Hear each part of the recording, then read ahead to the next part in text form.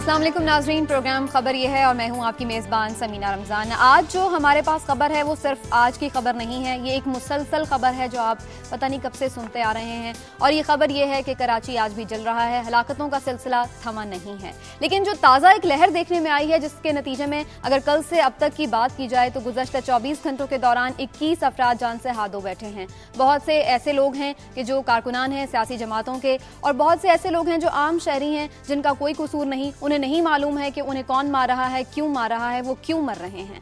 कराची में मुसलसल बदअमनी है, इसकी वजह क्या है, अभी तक क्यों मुख्तलिफ जमातें इसका हल नहीं निकाल पाई, कानून नाफिज करने वाले इदारे क्या कर रहे हैं, क्यों बेबस हैं।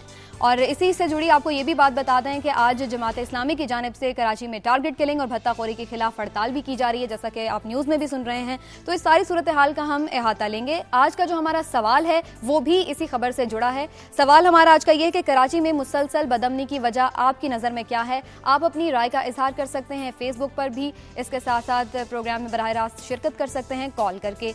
इसके साथ साथ नाजरीन, कराची की जो सूरत हाल उस पर तो हम बात करेंगे ही, लेकिन एक और जो बहुत ही अहम इशू अब बन चुका है वो है गुस्ताखाना फिल्म के खिलाफ जो एहतजाज जारी है इस वक्त। अभी तक यूट्यूब से इस फिल्म को नहीं हटाया गया है, मुख्तलिफ इस्लामी ममालिक इस पर एहतजाज कर रहे हैं और पाकिस्तान में भी ये एहतजाज वसीतर होता जा रहा है। अमरीकी कौंसलेट की जानिब मुख्तलिफ शहरों में लोग मार्च कर रहे हैं, रैलियाँ निकाली जा रही हैं और कुछ जो मुजाहरे हैं वो बहुत ही पुरतशद्दुद हो गए हैं। हंगामा आराई भी देखने में आई है। अब काफ़ी सिक्योरिटी तो सख्त कर दी गई है, लेकिन आगे होगा क्या, इस पर हम बात करेंगे आज। और इन तमाम स्टोरीज़ पर तो हम बात करेंगे, लेकिन आपको अपने मेहमानों से आज हम तारुफ भी करवा दें।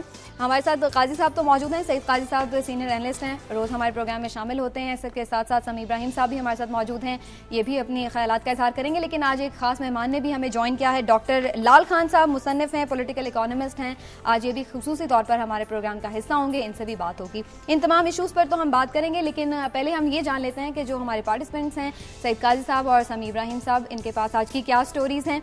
तो पहले सईद काजी साहब, मैं आपसे जानना चाहूँगी कि आज की स्टोरीज़ क्या हैं आपके पास। समीना, एक तो मैं बात आज कल अधूरी रह गई थी, नेटो के हवाले से बात करना चाहता हूँ कि जॉइंट ऑपरेशंस थे उन्होंने बंद कर दिए अफगान फौज के साथ मिलकर। तो यूँ लगता नहीं बल्कि ये वाक़या रूनुमा हो रहा है कि अफगानिस्तान अब नेटो की जो ऑक्यूपेशन है किस तरह उसके हाथ से निकल रहा है। और सारा जो मिस एडवेंचर था यहाँ लीबिया में जो हुआ, वो जो सीरिया में होने वाला है, इस पर बात करेंगे। और फिर गवर्नमेंट का जो कल एक नया स्टैंड सामने आया, बहुत लोग कह रहे थे जी खत नहीं लिखेंगे, लोग बहुत जो जियाले और जो एक किस्म, मगर फिर कल उन्होंने कहा जी लिख देते हैं। इस पे बात करेंगे कि what is the method in this madness, क्या क्या इसकी डायमेंशंस हो सकती हैं और पीपल्स पार्टी कैसे टाइम गेन करने की कोशिश कर रही है और करती रहेगी। और फिर एक स्टोरी जिस पे हमने किडनैपिंग के ज़िमन में हमने बात की थी, फिगर्स भी दिए थे।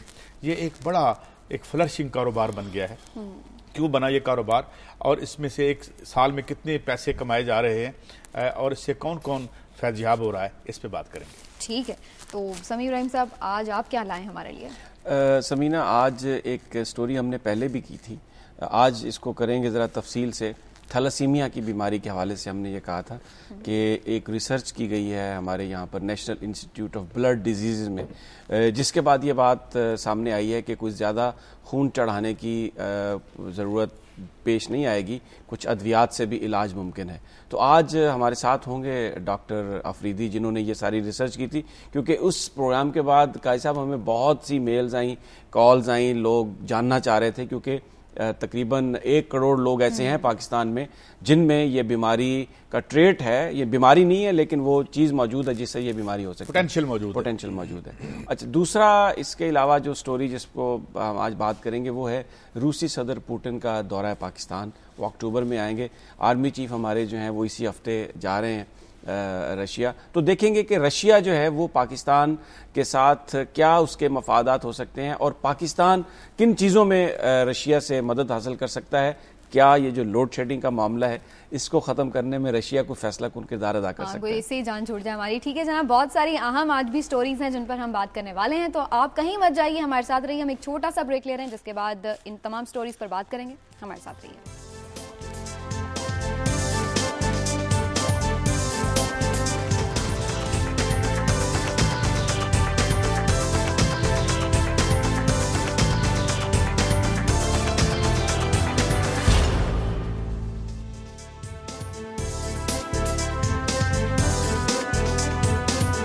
वेलकम बैक नाजरीन। अमन को तरसते शहर कायद की हम बात कर रहे हैं। गुफ्तगू का आगाज करूंगी सईद काजी साहब से। काजी साहब, کب تک ہم یہ لاشیں اٹھاتے رہیں گے؟ کب اس مسئلے کا حل نکلے گا؟ کون سی حکومت آ کے ختم کرے گی یہ ٹارگٹ کلنگ؟ دیکھیں یہ کوئی ٹائم فریم دینا تو ممکن نہیں ہے، لیکن یہ جو 80s کی دہائی میں وائلنس سینٹر ہوا ہے پاکستان کی سیاست میں وایا افغانستان، وہ اب سفر کرتا کرتا ہمارے مختلف علاقوں میں پھیل گیا ہے. اور اس میں جو سمینہ سب سے بڑی بات ہوئی، یہاں پہ بڑی خوفناک پولیٹیکل پولرائزیشن تھی. رائٹ تھا، لیفٹ تھا، سینٹر تھا، سب کچھ تھا، بندوق نہیں تھی. اب پھر یہ بندوق لائی گئی، اور بندوق لائی جاتی ہے ایک جو مینڈیٹ ہے اس کو ٹیلر کرنے کے لیے، تاریخ کا جو سمت ہے اسے اپنی مرضی کے رستے پہ ڈالنے کے لیے. تو آج ہم یہاں پہنچے ہیں اور جس کو ہم نے خاصا کمپلیکس اور تکلیف دہ بنا لی ہے. جماعت اسلامی کا ایک بڑا رول تھا یہاں پہ. جماعت اسلامی 3 4 5 سیٹیں جیتا کرتی تھی، اور اب آہستہ آہستہ اس کو وہاں سے نکال دیا گیا. اور ان کے جو ناقد ہیں وہ یہ بھی کہتے ہیں کہ وائلنس لانے میں شاید ان کی ذیلی تنظیموں کا بھی ایک حصہ تھا، یہ کہا جاتا ہے. مگر اب یہ شاید یہ تو بہت پس منظر میں چلے گئے، اور بہت سے لوگ یہاں پہ آ گئے ہیں اور اس شہر کو بانٹ لیا ہے. کچھ کوئی انہیں بطاخور کہتے ہیں. یہاں پہ کچھ سرکاری اداروں والے یہ کہہ چکے ہیں کہ ان کی پولیٹیکل جو ہے وہ بھی ڈائمنشنز ہیں. تو ہم نے اس کو اس انداز میں اس نقطے پہ لیا. اب نو ایزی سولوشنز. اب اس کے کوئی اسٹیک ہولڈرز بہت زیادہ ہو گئے نا اب تو.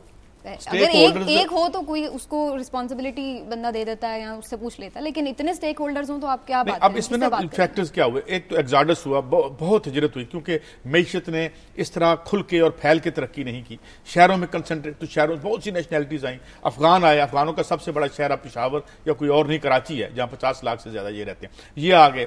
اردو سپیکنگ جو ہمارے بھائی ہیں وہ ادھر سے تشریف لائے، کچھ ادھر سے، کچھ پہلے موجود تھے، اور پھر اور ساری ایتھنک نیشنلٹیز بھی ہیں. اب ان پہ یہ سیاست ہو رہی ہے. اور پھر اس میں یہ ہے کہ ایک وہ بتے والے ہیں اس میں اور ایک اس میں رائے یہ بھی ہے کہ جو بتا ہے بیسیکلی یہ بھی سیاسی طاقت کو بحال یا جاری رکھنے کی کہانی ہے. ایزی سولوشنز اس میں کچھ، یہ جو ایک تو ہسٹوریکل پرسپیکٹیو جو دیا قاضی صاحب نے، سعید صاحب نے، وہ بالکل صحیح ہے. دیکھ یہ رہے ہیں کراچی میں ہر 2-4 ہفتوں کے بعد، 1 مہینے کے بعد ایک خاص قسم کی ویو اٹھتی ہے. مخصوص لوگوں کو ٹارگٹ کلنگ کا نشانہ بنایا جاتا ہے، پھر اس کے بعد اس کے ریئیکشن میں دوسرے گروپ پر فائرنگ کی جاتی ہے اور معاملہ سارے کا سارا خراب. یہ میں دیکھ رہا تھا روزنامہ دنیا، کراچی پھر خون میں نہا گیا. یہ جو موجودہ جو ویو آ رہی ہے نا، کچھ ناقدین کا خیال ہے کیونکہ سندھ میں خاص طور پر بلدیاتی انتخابات کا اعلان کر دیا گیا ہے، اور اس وقت جو کلنگ ہے وہ جو جماعتیں جو سیاست میں حصہ لیتی ہیں وہ اپنی منوپلی اور اپنی ڈومیننس کو انشور کرنا چاہتی ہیں. اس کے لیے مخالفین پر دباؤ ڈالنے کے لیے یہ کلنگ کا سلسلہ شروع کیا گیا. اور اگر آپ دیکھیں تو اس میں جو پارٹیز کے جو لوگ ہیں، کل میں فگر دیکھ رہا تھا، وہ ان کی تعداد بہت ہے. پیپلز پارٹی ہو، ایم کیو ایم ہو، جماعت اسلامی ہو، ایک دوسرے کی کلنگز میں مصروف ہیں. اور بنیادی مقصد یہ ہے کہ جو آنے والے بلدیاتی انتخابات ہیں اس میں اپنی ڈومیننس جو ہے وہ اس کو انشور کیا جائے. میں یہ نہیں کہتا کہ یہ ٹاپ لیول پہ جو لیڈرشپ نے کہا ہے کہ یہ آپ کلنگ کریں، لیکن جو ان کے جو گروپس ہیں، جو ملیٹنٹ بھی نہیں، جو ویسے ہی جو گروپس ہیں، آپ دیکھیں سیاست میں جیسے قاضی صاحب نے کہا بندوق آ گئی ہے، تو بندوق کے ذریعے سب سے پہلے آپ ڈراتے ہیں، پھر کچھ لالچ دیتے ہیں، کچھ کام کرتے ہیں. وہ کیرٹ اینڈ سٹک اپروچ آ گئی ہے الیکشن جیتنے کے لیے. نظریات غائب ہو گئے ہیں. ایک آئیڈیالوجی ہوتی تھی جس کی بنیاد پر معاشرہ لوگوں کو چنتا تھا، وہ آئیڈیالوجی غائب ہو گئی ہے. تو جب تک وہ آئیڈیالوجی نہیں آئے گی، جب تک یہ اس وقت تک یہ جو بندوق کا ایلیمنٹ ہے، میرا نہیں خیال کہ اس کو. ڈاکٹر لال خان صاحب سے ہمارا رابطہ بحال ہو گیا ہے اور ان سے ہم بات کرتے ہیں. ڈاکٹر صاحب، وہی بات ہے کہ تمام جو جماعتیں ہیں ان کے کارکنان اس میں مارے جا رہے ہیں، مر رہے ہیں، اور جب وہ ٹی وی پر آتے ہیں سیاستدان تو سب کہتے ہیں کہ جی اکراس دا بورڈ کارروائی کی جائے، اور ہمارے تو اپنے کارکنان مر رہے ہیں. تو پھر ہم کس سے پوچھیں؟ اگر سب لوگ ٹی وی پہ تو آ کے یہ کہہ دیتے ہیں، لیکن اس کے بعد پھر سلسلہ تو وہی جاری رہتا ہے. دیکھیں جی، جیسے سمیع صاحب نے بات رکھی ہے کہ میرے خیال میں جب سیاست سے نظریہ نکل جائے تو سیاست ایک وحشت، ایک درندگی بن جاتی ہے. اور وہ درندگی، وہ وحشت ہمیں کراچی کی گلیوں اور بازاروں، محلوں، فیکٹریوں میں نظر آ رہی. اور ایکچول ریالٹی یہ ہے کہ اس وقت سیاست لوٹ مار اور بھتہ گیری اور گینگسٹرزم کا شکار ہے. اور یہ جو سسٹم ہے پاکستان میں جو موجود ہے، اور اس کا جو ہیڈ کوارٹر ہے جو کراچی ہے، جو پیٹروگراڈ ہے پاکستان کا، یا پاکستان کی محنت کش طبقے کا سب سے بڑا جمع غفیر ہے، وہاں پر لوگوں کو رنگ کے نام پر، نسل کے نام پر، زبان کے نام پر تقسیم کر کے اس حد تک آپس میں ٹکروا دیا گیا ہے کہ ان کی کوئی مشترکہ تحریک نہ بن سکے، وہ اس نظام کو چیلنج نہ کر سکیں.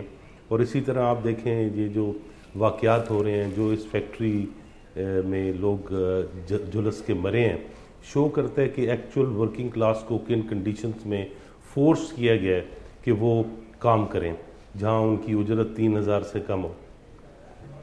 لیکن ڈاکٹر صاحب یہ تو کہا جاتا ہے، یہ ول تو سب جو پولیٹیکل پارٹیز ہیں وہ شو کرتی ہیں کہ جی ڈی ویپنائز کر دیا جائے، جو آپ کی پولیس ہے اس پہ پولیٹیکل انفلوئنس جو ہے وہ بالکل ختم کر دیا جائے اور تمام چیزیں، لیکن پھر یہ ہو نہیں پاتا. اس کی کیا وجہ ہے؟ اس کی وجہ یہ کہ ول جھوٹی ہے، ان کا نظریہ جھوٹا ہے. وہ کوئی سیاست کسی نظریے کے لیے تو نہیں کر رہے، وہ سیاست تو پیسے بنانے کے لیے کر رہے ہیں. اور وہ پیسے بنانے کی جو لوٹ مار ہے اس میں ناگزیر طور پر ٹکراؤ ہے، اوپر سے ریکنسیلیشن ہے اور نیچے سے ایک دوسرے کو لاشوں کی بوریاں بھیجی جاتی ہیں.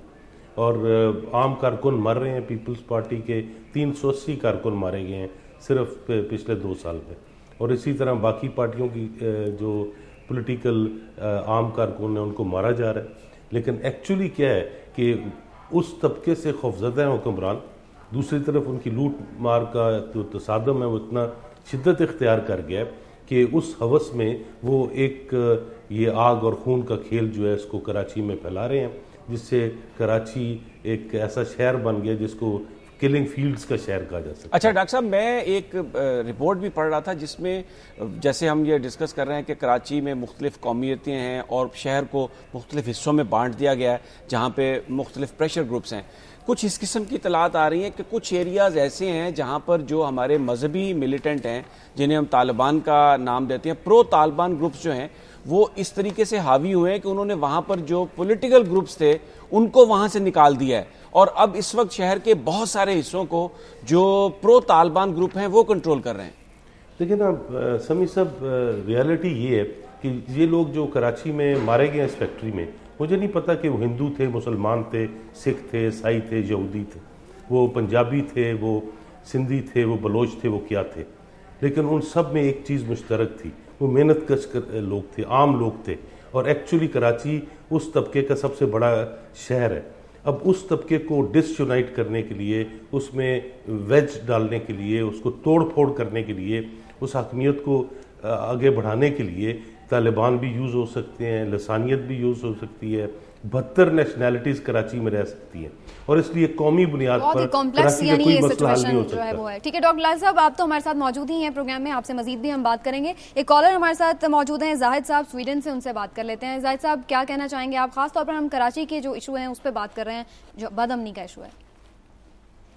جی میں کراچی کی بات یہ کرنا چاہتا ہوں کہ آپ یہ کیا نہیں سمجھتے ہیں کہ یہ پولیس اتنی کرپٹ ہو گئی ہے اور یہ کرپٹ اس گورنمنٹ نے کی ہے. ایک طرف سے وہ دعوے کرتے ہیں کہ ہم ٹارگٹوں کو پکڑتے ہیں، 90 آدمیوں کو قتل کرنے والا پکڑا، قتل کرنے والا پکڑا، اور دوسرے دن اس کو اس دوسرے دروازے سے اس کو چھوڑ دیتے ہیں. کیوں چھوڑتے ہیں؟ کہ وہ انہوں نے اپنی نوکریاں بچانی ہیں. اپنی نوکری بچانے کے لیے وہ بات کرتے نہیں ہیں پولیس والے. یہ سب پولیس ٹھیک ہے، یعنی آپ وہی بات کر رہے ہیں کہ یہ جو پولیس ہے اس کا جو کردار ہے وہ اطمینان بخش نہیں. شکریہ آپ کا زاہد صاحب، آپ نے سویڈن سے ہمیں کال کیا. سمی صاحب اور قائد صاحب، آپ سے ہم جو کراچی کا ایشو ہے اس پہ تو بات کریں گے. آپ کالر کو بالکل بریفلی رسپونڈ کرنا چاہیں تو پھر اس کے بعد بریک لینی ہے مجھے.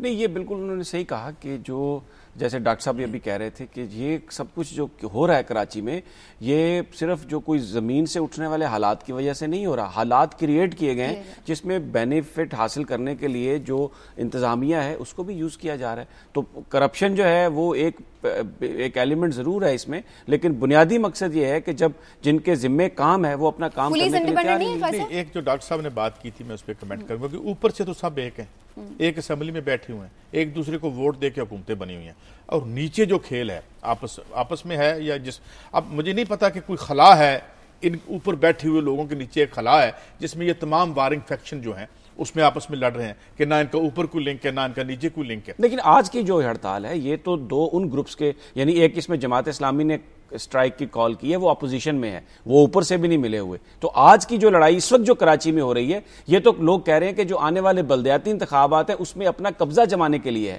پاور کے حصول کے لیے.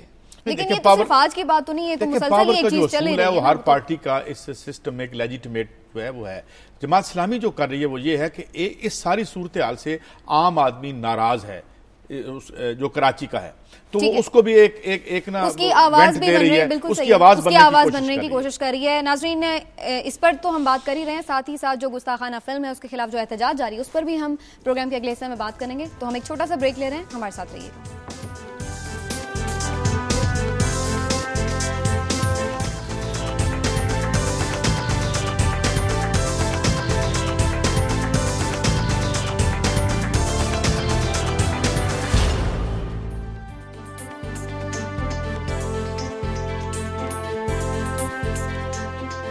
ویلکم بیک ناظرین، کالر ہیں ہمارے ساتھ، ان سے بات کرتے ہیں۔ کراچی سے وارث صاحب کیا کہنا چاہیں گے آپ؟ میں کراچی کی سچویشن پہ بات کرنا چاہ رہا تھا۔ یہ کراچی کی سچویشن پہ جو ہے یہ اب کی نہیں بگڑی، کہ جب سے ایک خاص طبقے نے یہاں پہ جو ہے پرورش پائی ہے اس کے بعد جو ہے کراچی کے حالات بگڑنا شروع ہو گئے۔ یہ جب سمیع صاحب فرما رہے تھے کہ یہ جو طالبان ہیں یہاں پہ، طالبان تو آپ دیکھیں طالبان پہلے بھی تھے، آپ اس 2001 سے پہلے اگر آپ سچویشن پہ جائیں تو یہ طالبان یہیں پہ رہ رہے تھے، کبھی کراچی کے یا پاکستان کے حالات ایسے نہیں ہوتے۔ کراچی میں 2001 سے پہلے بھی ایسی کلنگ ہوتی تھی، کراچی میں 2001 سے پہلے بھی یہ سب کچھ ہو رہا تھا۔ یہ خاص گروپ ہے جو کہ جس نے سیاست میں تشدد، کرپشن، بتھا، یہ سارا چیز شامل کیا۔ ٹھیک ہے، شکریہ آپ کا، بہت بہت شکریہ وارث صاحب۔ وقت ہمارے پاس بہت کم ہے، اس لیے ہم کوشش کریں گے کہ جلدی آگے بڑھیں۔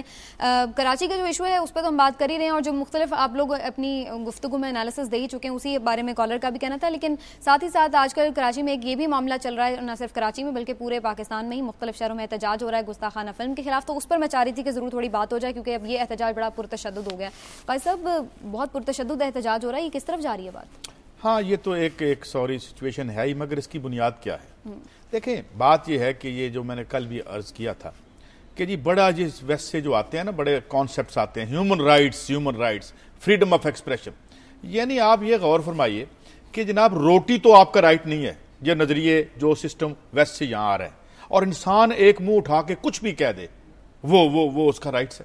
تو میں یہ سمجھتا ہوں there is a method in this madness. یہ ویسٹ کا امپیریلزم آگ سے آگ بجھانے کی کوشش کر رہا ہے، وہ اور یہ اس سے اور پھیل رہی ہے۔ اور میں جب اپنی سٹوری پہ آؤں گا کہ نیٹو میں جو ان کے ساتھ ہو رہا ہے، کہ جو افغان فوج انہوں نے خود بنائی تھی وہ ان کو گولیاں مار رہی ہے، ان کے طیاروں کو ماری، تو میں سمجھتا ہوں یہ ایک اخلاق سے بھی گری ہوئی بات ہے۔ کسی کے والد کے بارے میں بھی کوئی لفظ انسان کہے نا تو بڑی دل کو چوٹ لگتی ہے، چاہے جائے کتنی برسگی، اور یہ میرا یہ خیال، اور میرے خیال میں ڈاکٹر صاحب کو اس پہ لیتے ہیں کہ یہ کیا ہے۔ بالکل ہم بات کرتے ہیں کیونکہ ڈاکٹر صاحب کی تو خاص ریسرچ ہے ان تمام ایشوز پہ۔ ڈاکٹر صاحب، آپ یہ دیکھ رہے ہیں تھوڑے عرصے بعد کچھ نہ کوئی ایسی حرکت ہو جاتی ہے اور اس کے بعد پھر ایک احتجاج شروع ہوتا ہے، اور اس کے بعد پھر یہ کہا جاتا ہے کہ جی مسلم ورلڈ جو ہے یہ بڑی پرتشدد اور بڑی انتہا پسند ہے۔ آپ کیسے دیکھ رہے ہیں اس سارے سینیریو کو؟ دیکھیں جی، اگر ہم تاریخی پیرائے میں دیکھیں تو اسلامی دہشت گردی اور سامراجی استعمار ایک ہی سکے کے دونوں رخ ہیں۔ جو جدید اسلامی بنیاد پرستی ہے، جو یہ تشدد ہے، یہ بنیادی طور پہ جو امریکہ کا سیکرٹری آف اسٹیٹ تھا، وزیر خارجہ تھا آئزن ہاور کے نیچے، جان فاسٹر ڈلس، اس کی برین چائلڈ، اس کی پیداوار ہے، اور انہوں نے ہمیشہ ان کو یوز کیا ہے پہلے اس مقصد کے لیے کہ جہاں پر جو لیفٹ ونگ موومنٹس ابھرتی تھیں انڈونیزیا سے لے کر مصر تک، ان کو کچلا جائے۔ آج ان کو انورسلی استعمال کر رہے ہیں کہ ایک جو مغرب کی عوام ہیں جو محنت کش ہیں، جن پر اتنا بڑا معاشی اور اقتصادی حملہ کیا جا رہا ہے، بیرونی خوف سے اتنا ڈرا دیا جائے کہ وہ اتنے دبک جائیں کہ وہ اپنی جو ان پر اٹیکس ہو رہے ہیں، جو 70 سال سے 6 جنریشن سے انہوں نے حقوق حاصل کیے ہیں یورپ میں، امریکہ میں، ویسٹ میں، ان کو کچلا جا سکے، ان کو لوٹا جا سکے۔ تو اس لیے یہ ایک، جیسے قاضی صاحب نے کہا، دیر is a method in this madness, اور اس میں یہ ایک دوسرے پر پلے کرتے ہیں، ایک دوسرے پر فیڈ کرتے ہیں۔ اگر اسلامی دہشت گردی نہ ہو تو سامراجی استعمار کے جواز ختم ہو جاتے ہیں، اور سامراجی استعمار کے ذریعے ہم دیکھتے ہیں کہ کس طرح مذہبی جنونیت اور مذہبی جو انتہا پسندی ہے وہ بھڑکتی ہے، وہ بڑھتی ہے، اور خون ریزی ہوتی ہے۔ سوال یہ کہ کیونکہ اس سسٹم کو آگے چلا نہیں سکتے، نہ مغرب نے نہ مشرق میں یہاں عوام کے حقوق اور سماجی زندگی کو بہتر نہیں بنا سکتا سرمایہ دارانہ نظام، اس وجہ سے وہ اس قسم کے ہتھ کنڈوں کو، ان تضادات کو خود ابھارتے ہیں، خود دباتے ہیں، پھر خود ابھارتے ہیں، تاکہ جو طبقاتی یکجہتی ہے اس کو مذہبی اور لسانی بنیادوں پر توڑا جا سکے، اور جو تحریکی ہیں ان کو کچلا جا سکے.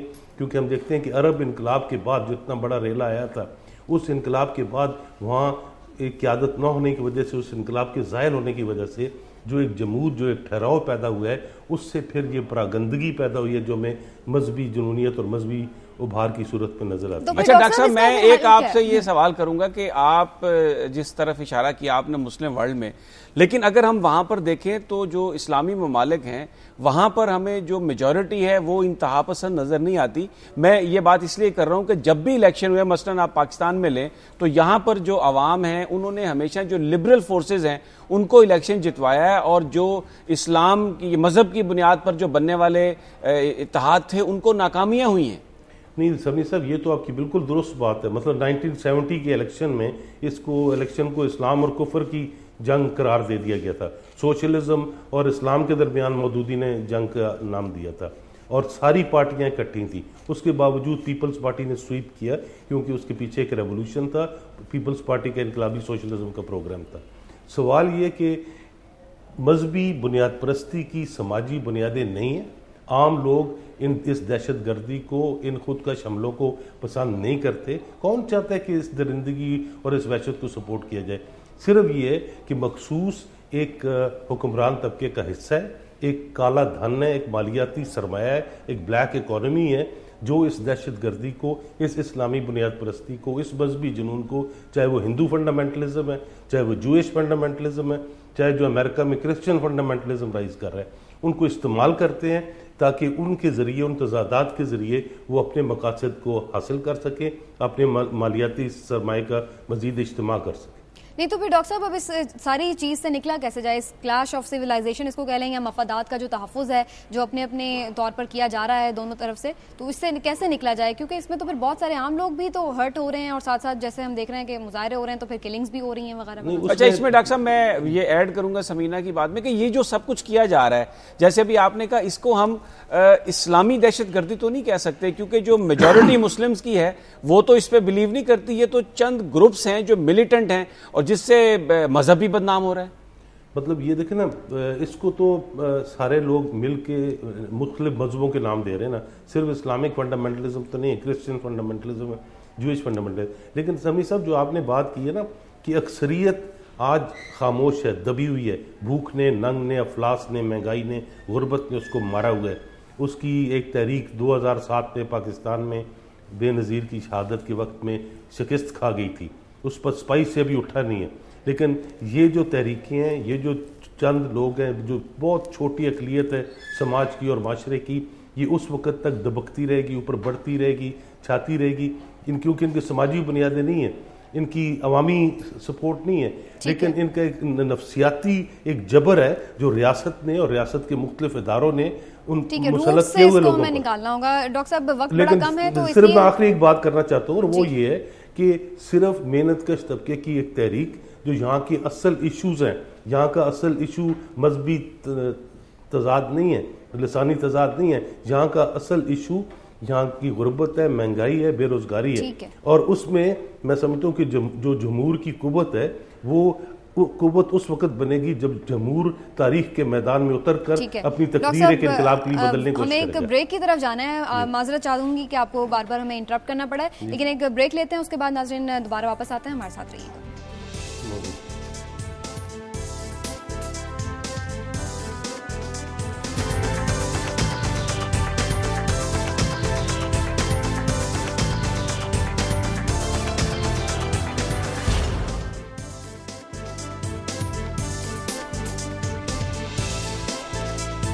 ویلکم بیک ناظرین. رضا کالر ہیں ہمارے ساتھ کینیڈا سے، ان سے بات کرتے ہیں. جی رضا صاحب، کیا کہنا چاہیں گے؟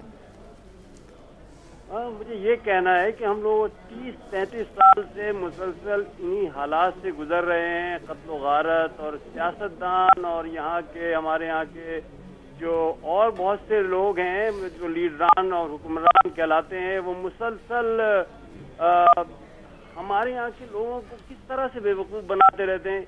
इसका मतलब तो यही समझ में आता है कि लोगों के पास तालीम की कमी है और इतनी तालीम नहीं होती लोगों के पास कि वो किसी की बात को सही तरह समझ सकें।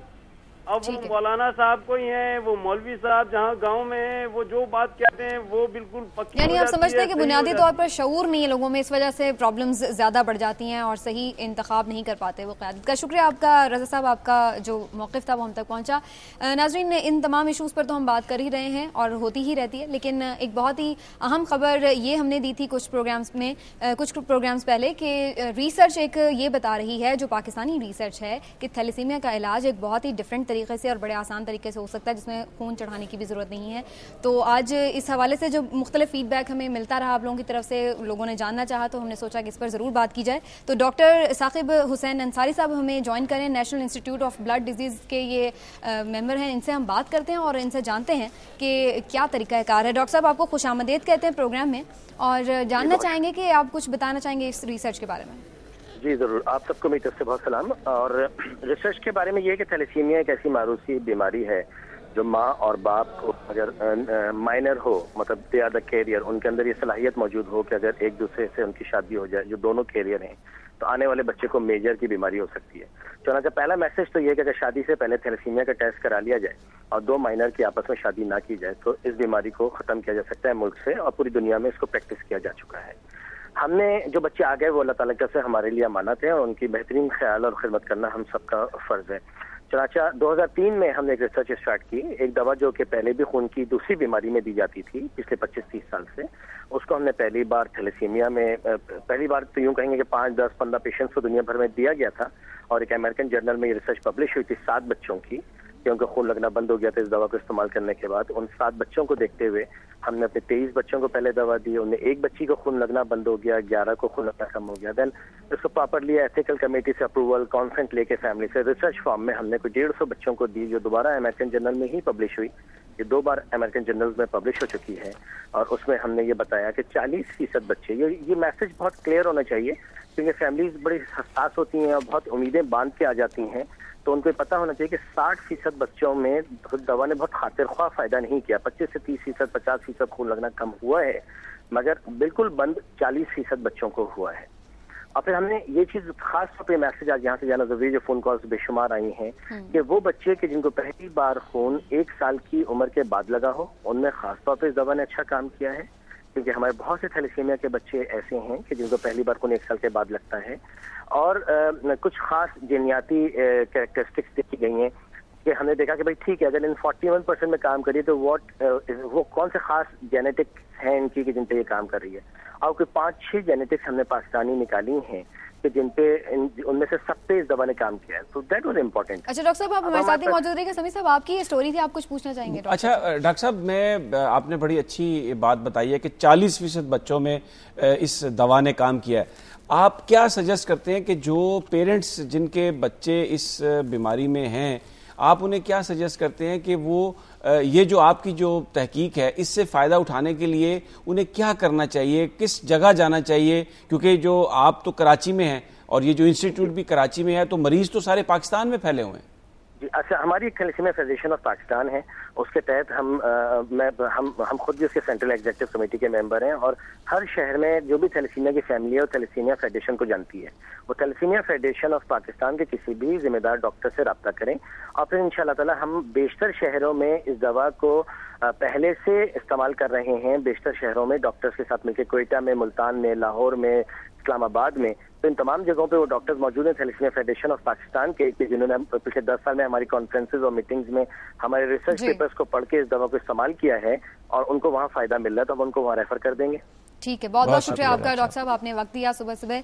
और नाजरीन, ये एक अच्छी खबर है तमाम उन पेशेंट्स के लिए जो थैलेसीमिया का शिकार हैं, तो उनके लिए तो अच्छी खबर है। आप इस सिलसिले में डॉक्टर साहब से रब्ता कर सकते हैं। यानी डॉक्टर साहब ने ये कहा कि जो थैलेसीमिया फेडरेशन है डॉक्टर्स की, वहां पर वो अपने जो मकामी तौर पर जैसे मुल्तान में, फैसलाबाद में अगर जो मरीज हैं उनसे रब्ता करें, तो ये जो दवा का जानबूझकर हमने नाम नहीं यहाँ पर लिया इसलिए कि लोग डॉक्टर से पूछे बगैर इस्तेमाल करेंगे तो उससे नुकसान हो सकता है, तो वो दवा उनको इस्तेमाल करें। اس کے بعد آگے بڑھیں اس سلسلے میں. اللہ آپ کو صحت دے اس سلسلے میں. لیکن آج ہم جو ڈفرینٹ ایشوز ہیں ان پر بھی بات کر لیتے ہیں کیونکہ وقت بہت کم رہ گیا. قائد صاحب آپ کی بہت امپورٹنٹ سٹوریز ہیں, تو میں چاہ رہی تھی کہ آپ فٹافٹ سے اس نیٹو کے حوالے سے بات کرنا چاہتا ہوں کہ جو کل ایک واقعہ ہوا, جو 6 ہیریئرز جو ہیں وہ انہوں نے اندر جا کے ان کو تباہ کیا. مگر اب یہ کہ جو نیٹو کے جائنٹ آپریشنز تھے افغانستان کی جو فوج وہ بنا رہے تھے نکلنے سے پہلے, تو وہ انہوں نے بند کر دی. اس کی وجہ یہ ہے کہ وہ اتنا طالبان کی طرف بندوقوں کا رخ نہیں کر رہے جتنا وہ اتحادیوں کی طرف کر رہے ہیں. تو یہ اسٹریٹجی بنیادی طور پہ ناکام ہوتی نظر آتی ہے. اور یہ اس میں ساتھ یہ بھی اشارہ کر دوں مختصراً کہ جو کچھ لیبیا میں بھی ہوا کہ یہ جس طرح سے انٹرونشن کرتے ہیں اور جیسے یہ اب سیریا میں انٹرونشن کر رہے ہیں, تو یہ بڑی کاؤنٹر پروڈکٹیو ہے. آبادیوں کی کو بھی جو ہے نقصان اور تباہی ہو رہی ہے, اور جو ان کے لانگ ٹرم آبجیکٹیوز ہیں وہ بھی اب حاصل ہوتے نظر نہیں آتے. تو میں اس پہ اب سمی صاحب کی طرف بڑھتا ہوں. صاحب دورہ کرنے والے ہیں, میں چاہتا ہوں آپ ان کے آبجیکٹیوز پہ بات کر لیں. بڑا اہم دورہ ہے سمینہ, جب وہ اکتوبر میں آ رہے ہیں اور اسی ہفتے جنرل اشفاق پرویز کیانی بھی ماسکو جا رہے ہیں. بنیادی طور پر جو رشیا ہے اور چائنا دونوں ممالک یہاں پر وہ چاہ رہے ہیں کہ ان کے الائنسز بنے, اور خاص طور پر جو پریزیڈنٹ پوٹن ہے انہوں نے تو بڑے انیشیٹو لیے ہیں اس میں, اور جو چائنا کے ساتھ مل کر کوشش کی ہے کہ وہ جو رشیا کا سوویت یونین کی ڈس انٹیگریشن کے بعد جو معاملہ کم ہوا تھا اس کو وہ بڑھائیں. تو اس کے حوالے سے کچھ الائنسز کی انہوں نے بات کی. تو دے آر لکنگ کہ وہ پاکستان کو بھی اس میں شامل کریں. اور اس وقت پاکستان کو کیا ضرورت ہے؟ پاکستان کو ضرورت ہے کہ اپنا جو اس کا پاور کرائسس ہے اس میں, چاہے وہ اس کا ہائیڈل سلوشن نکلے یا کول سے سلوشن نکلے, اس میں جو آگے چل کر رشیا اور چائنا کی بڑی اہمیت ہے. تو اس لیے جو اس دورے میں جو پاکستان اچیو کرنے کی کوشش کرے گا ان سے کہ وہ امداد لے اپنے انرجی کرائسس کو ختم کرنے کے لیے, اور کیانی صاحب جو جا رہے ہیں وہ یہ دیکھنے کی کوشش ان سے مواقع تلاش کریں گے کہ جب نیٹو ودرال ہو جائے, جیسے ابھی قائد صاحب نے کہا کہ ابھی تو ان کی پالیسی کامیاب ہوتی نظر نہیں آ رہی, تو رشیا کے ساتھ مل کر کوئی ایسی اسٹریٹجی اپنائی جائے, ریجنل جو ہمارے مفادات ہیں ان کو سامنے رکھ کے. ڈاکٹر صاحب سے کمنٹ لے لیں. ڈاکٹر صاحب آپ کیا سمجھتے ہیں یہ پوٹن کا جو دورہ ہوگا؟ میرے خیال میں یہ ایک روٹیٹنگ چیئرز والی گیم ہے کہ کیونکہ ایک طرف امریکہ اور پاکستانی آرمی کے کانفلکٹ ہیں, لیکن 1962 سے پاکستان آرمی کے چائنا کے ساتھ زیادہ قریبی ریلیشنز ہیں, ان سے آرمز لے رہے ہیں. اب جو بلوچستان میں ساری ایک مہم ہے, جو وارفیئر ہے, جو قتل و غارت ہے, یہ پروکسی وار ہے چائنا اور امریکہ کے درمیان. اسی طرح چائنا, امریکہ اور رشیا کے درمیان مختلف مفادات ہیں, افغانستان میں, پاکستان میں. تو یہ ساری مفادات کا کھیل ہے جس میں پاکستان جو ہے وہ اس وقت اس پوزیشن میں ہے کہ وہ ان کا پیادہ یا ان کا ایک پیروکار تو بن سکتا ہے, لیکن الٹیمیٹلی پاورز ان کے پاس ہیں. اور مجھے یہ اندیشہ ہے کہ ان کی پاور گیم میں پاکستان کو مزید نقصان نہ پہنچے اور بلوچستان میں جو خون ریزی اور قتل و غارت ہے وہ اور نہ بڑھے, کیونکہ جتنی بربادی بلوچ عوام کے ساتھ ہو رہی ہے. ٹھیک ہے ڈاکٹر صاحب, آپ کا بہت بہت شکریہ, آپ نے ہمیں جوائن کیا. اور ناظرین, اس سے پہلے کہ ہم پروگرام ختم کریں ایک بہت ہی اہم خبر آپ کو دے دیں. بریکنگ نیوز یہ آ رہی ہے کہ سندھ ہائی کورٹ نے وحیدہ شاہ کیس کا فیصلہ سنا دیا ہے. وحیدہ شاہ کی نااہلی اور جرمانے کا فیصلہ برقرار رکھا گیا ہے, اور وحیدہ شاہ کو پولنگ ایجنٹ کو تھپڑ مارنے پر نااہل قرار دیا گیا تھا. یہ فیصلہ پہلے ہی آیا تھا جس پر اپیل دائر کی گئی تھی, اب اس پر بھی فیصلہ آ گیا ہے, اور جو سزا سنائی گئی تھی انہیں, جو جرمانہ کیا گیا تھا, وہ برقرار رکھا گیا ہے سندھ ہائی کورٹ کی جانب سے. تو یہ ساری صورتحال تھی. بریکنگ نیوز بھی آپ نے دیکھ لی اور اس بارے میں آپ کو اپڈیٹ کرتے رہیں گے. پروگرام ہمارا یہیں پر ختم ہوتا ہے. قاضی صاحب آپ کا شکریہ, سبھی صاحب آپ کا بھی بہت شکریہ. کل انشاءاللہ پھر آپ کی خدمت میں حاضر ہوں گے. اپنا خیال رکھیے گا, فیڈ بیک ضرور دیجیے گا. اللہ حافظ.